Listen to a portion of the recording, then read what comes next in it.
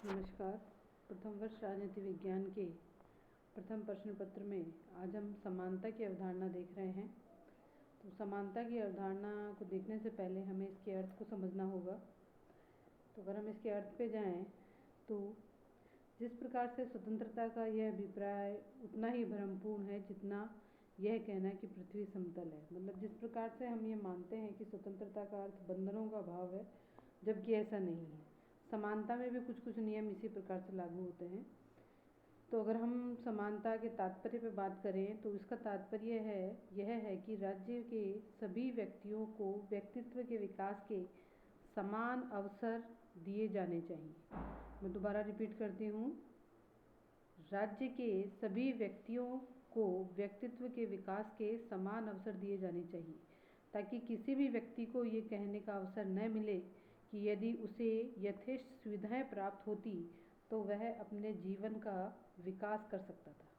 अतः समानता की परिभाषा अगर हम लोग माने तो समानता का तात्पर्य ऐसी परिस्थितियों के अस्तित्व से होता है जिसके कारण व्यक्तियों के व्यक्तित्व के विकास हेतु समान अवसर प्राप्त हो सके। ऐसी परिस्थितियां निर्मित की जाएं राज्य के द्वारा जिसमें हर व्यक्ति को अपने व्यक्तित्व के विकास का अवसर मिल सके, और इस प्रकार उस असमानता का अंत हो सके जिसका मूल कारण सामाजिक वैमनस्य है। मतलब जो विष फैलाया जाता है असमानता के आधार पर, उसका अंत होना चाहिए। तो इस प्रकार से परिभाषाओं में अगर हम आए तो अगर साधारण शब्दों में आपसे पूछा जाए 20 शब्दों में कि समानता का क्या अभिप्राय है, तो आप बता सकते हैं कि समानता का अभिप्राय है कि ऐसी परिस्थितियों के अस्तित्व से होता है जिसके कारण प्रत्येक व्यक्ति के व्यक्तित्व के विकास के समान अवसर प्राप्त हो सके। समानता का आशय विशेषाधिकारों के अभाव से भी है। द्वितीय रूप में इसका आशय यह है कि सभी व्यक्तियों को विकास हेतु पर्याप्त अवसर प्राप्त होने चाहिए। अब हम इसके प्रकारों पर आते हैं। तो प्रकार की बात करें तो समानताओं के प्रकार में जो माने जाते हैं उसमें सबसे पहले है लीगल एस्पेक्ट, यानी लीगल इक्वलिटी, जिसे हम वैधिक समानता भी कहते हैं, कानूनी समानता भी कहते हैं और समानता का कानूनी पक्ष भी कहते हैं। इसके अंतर्गत कानूनी समानता का अर्थ यह है कि राज्य के द्वारा अपने नागरिकों के साथ मनमाना व्यवहार नहीं किया जा सकता। कानून की दृष्टि से सभी नागरिक समान हो और सभी नागरिकों को कानून का समान संरक्षण प्राप्त हो। ब्रिटेन की संवैधानिक व्यवस्था में विधि के शासन यानी रूल ऑफ लॉ को अपनाया गया है।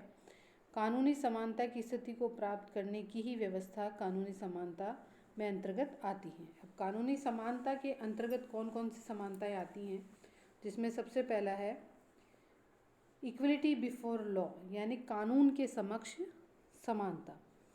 तो इसका अर्थ ये है कि कानून के सामने सभी व्यक्ति समान हो। राज्य सभी व्यक्तियों के लिए एक ही कानून बनाएगा, एक से कानून बनाएगा और कानूनों को एक समान लागू भी करेगा। राज्य जन, वंश, लिंग, धर्म, जाति, जन्मस्थान, धनी, गरीब और ऊंच नीच आदि के आधार पर कोई भेदभाव नहीं करेगा और सब लोगों के लिए समान न्याय की व्यवस्था करेगा, यानी कानून के समक्ष सब लोग समान होंगे। फिर हम दूसरी बात पे आते हैं, number 2, equal protection of law, कानून का समान संरक्षण। कानून के समक्ष समानता कानूनी समानता का नकारात्मक पक्ष है, लेकिन इसके साथ ही कानूनी समानता का एक सकारात्मक पक्ष भी है, जिसका अर्थ है राज्य के सभी नागरिकों को कानून का समान संरक्षण प्राप्त होगा। राज्य कानूनों के माध्यम से अपने नागरिकों को जो स्वतंत्रताएं प्रदान करता है तथा शिक्षा, स्वास्थ्य और जीवन के अन्य क्षेत्रों में जो भी सुविधाएं प्रदान करता है, उनके संबंध में राज्य अपने नागरिकों से किसी प्रकार का भेदभाव नहीं करेगा। ये हम देख सकते हैं भारत के संविधान में आर्टिकल 14। भारत के राज्य क्षेत्र में राज्य किसी भी व्यक्ति को कानून के समक्ष समानता या कानून के समान संरक्षण से वंचित नहीं करेगा। फिर हम आते हैं तीसरी इक्वलिटी पर, लीगल इक्वलिटी पर। वह है इक्वलिटी अमंग्स ड्यूटीज़, यानी कर्तव्यों के प्रसंग में समानता। कानूनी समानता की धारणा में यह बात भी सम्मिलित है कि अधिकारों के साथ सभी व्यक्तियों के कर्तव्य भी एक समान होंगे। राज्य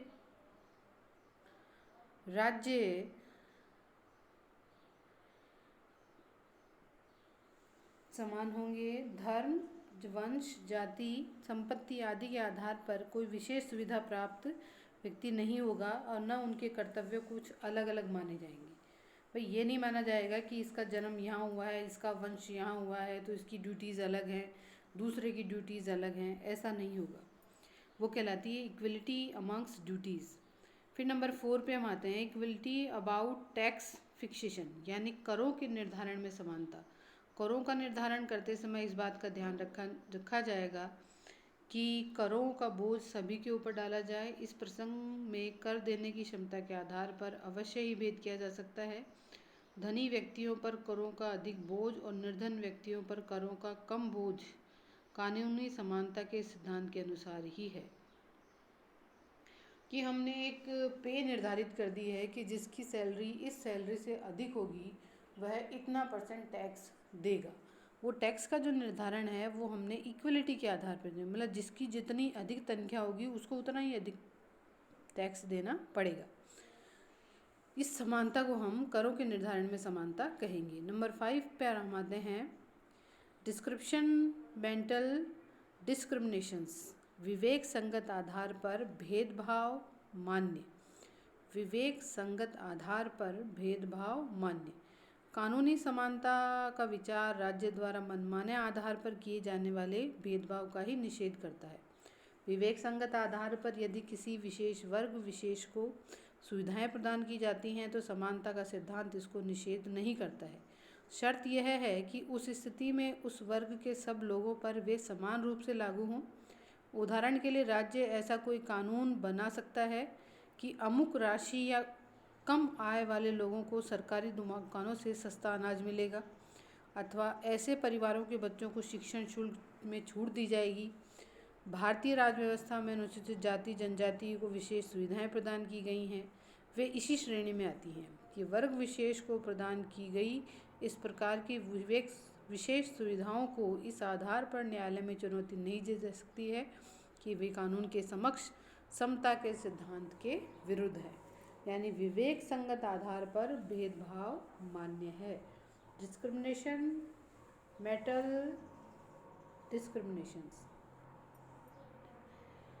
आज हम इतना ही पढ़ेंगे। हमने लीगल इक्वलिटी के बारे में पढ़ा है। लीगल इक्वलिटी में हमारे 5 पॉइंट्स थे। Number 1 equality before law, number 2 equal protection of law, number 3 equal amongst duties, number 4 equality about tax fixation, number 5 discrimination, mental discriminations. Thank you.